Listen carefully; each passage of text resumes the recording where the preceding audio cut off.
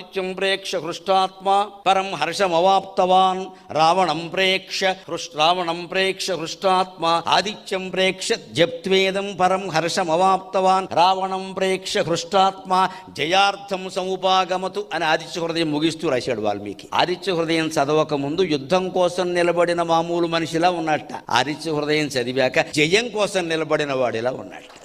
నువ్వు పరీక్ష రాయడం కోసం పరీక్ష రాస్తున్నావా, పరీక్షలో గెలవడం కోసం రాస్తున్నావా? గెలవడం కోసం రాస్తే గెలిస్తే కొత్త 2 మార్కులు తక్కువ వస్తాయి. రాస్తే చాలే అంటే ఏ రాస్తావు ఆమోదం ఇక్కడ. రాయడం ఏమిటే, గెలవాలి, దాన్ని తగినట్టుగా చదవాలి. అందుకే ఆదిత్య హృదయం చదవక ముందు ఆయన యుద్ధాయ సముపాగమత, యుద్ధం కోసం వచ్చిన వాళ్ళ ఉన్నట్ట, జయం కోసం వచ్చిన వాళ్ళ లేట.